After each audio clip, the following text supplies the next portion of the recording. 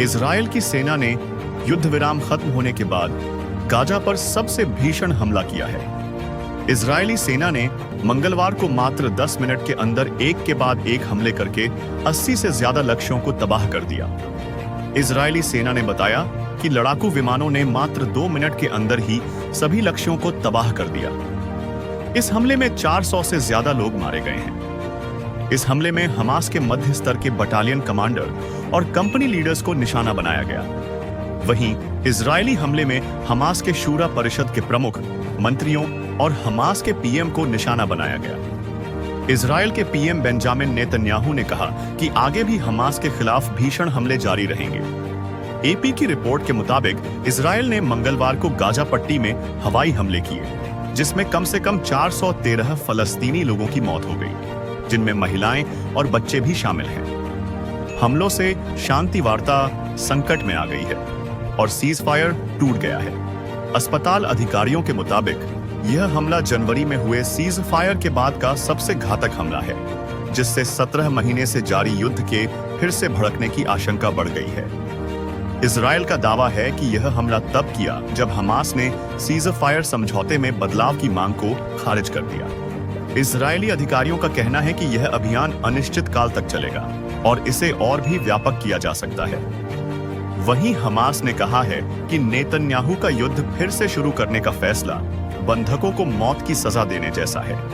Netanyahu ने यह हमला अपनी कट्टरपंथी गठबंधन सरकार को बचाने के लिए किया है। हमले को लेकर गाजा के स्वास्थ्य मंत्रालय ने बताया कि 560 से अधिक लोग घायल हुए हैं और बचाव दल अभी भी मलबे में फंसे लोगों की तलाश कर रहे हैं। इस्राएली सेना ने गाजा के पूर्वी इलाकों से लोगों को निकालने के आदेश दिए, जिसमें उत्तरी शहर बैत हनून और अन्य दक्षिणी क्षेत्रों के लोग शामिल हैं, जिससे साफ है कि इजरायल जल्द ही जमीनी सैन्य अभियान शुरू कर सकता है।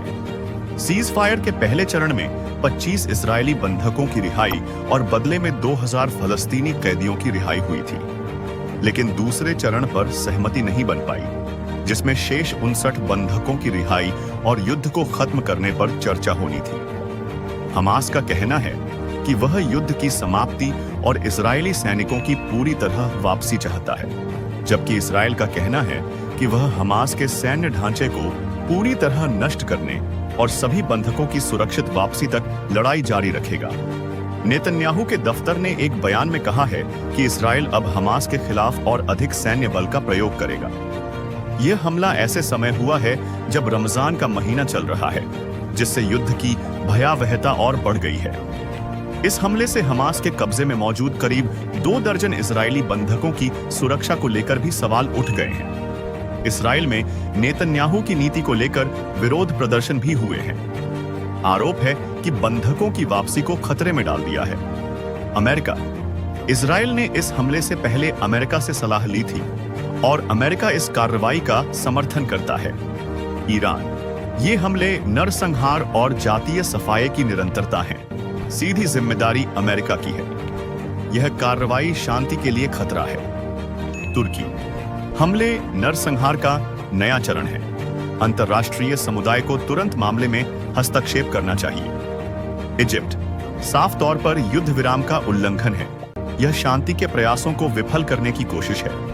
संयुक्त राष्ट्र यूएन मानवाधिकार प्रमुख वोल्कर टर्क ने कहा कि वे इन हमलों से हैरान हैं। कहा, दोनों पक्ष संघर्ष को रोकें। गाजा में पैदा हो सकती है व्यापक अस्थिरता। यूएई संयुक्त अरब अमीरात के विदेश मंत्रालय ने कहा कि गाजा में नागरिक और आवासीय क्षेत्रों पर इजरायली हवाई हमले जारी रहने से क्षेत्र में व्यापक अस्थिरता पैदा हो सकती है और पूरे क्षेत्र में हिंसा बढ़ने का खतरा उत्पन्न हो सकता है। समाचार एजेंसी सिन्हुआ ने आधिकारिक अमीरात समाचार एजेंसी के हवाले से बताया कि मंत्रालय ने गाजा में और अधिक निर्दोष लोगों की जान जाने से रोकने, मानवीय स्थिति को बिगड़ने से रोकने, नागरिकों को प्रभावित करने वाली दंडात्मक कार्रवाइयों को रोकने और तनाव को बढ़ने से रोकने का आह्वान किया है।